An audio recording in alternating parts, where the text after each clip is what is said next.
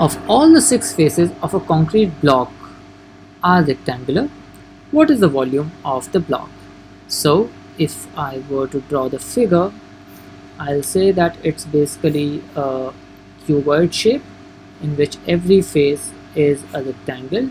If we say that length of this cuboid block is L, width is B and height is H, then the volume of this block will be equal to L into B into H, and that we need to find. Let's check the first statement. The first statement says that each of the 4 lateral faces of the block has an area of 200 square inches. So the 4 lateral faces are these faces, that means front, back, right and left. So we understand that L into H is equal to 200 and B into H is also equal to 200. So we have these two things, and we can infer from here that L is equal to B. But there are many possibilities. While L and B can be 10, L and B can be 20 as well, and H will adjust accordingly, and LBH will be different values. Therefore, the first statement alone is not sufficient. If you really want to prove it, then you can just quickly make a table.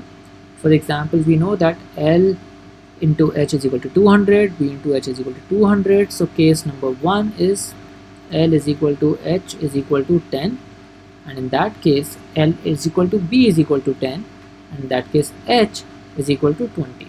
So the volume is equal to L into B into H, which is 2000.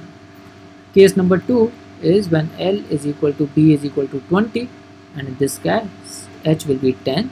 So L into B into H will be 4000. The different values of volume, therefore not sufficient to answer the question. We have crossed off these two options, option A and option D. The second statement says that top of the block is a square and has an area of 400. So this area has 400 square inches, which means the second statement tells us that L is equal to B because the area of this top face will be L into B, and L is equal to B because it's a square. So we can say that L square is equal to 400. So we understand that L is equal to B is equal to 20. But using this statement, we have no information about H, and therefore this statement alone as well is not sufficient. When we combine the two statements, the second statement has already given us the information that L and B have length equal to 20 units each, and we also know that L into H is equal to 200. That quickly gives us that H has to be 10, and the volume, which is L into B into H, will be 20 into 20 into 10. That means 4000 cubic inches. And so the information is sufficient to answer the question, and the final answer of the question becomes option C. I hope you enjoyed the explanation. Thank you so much.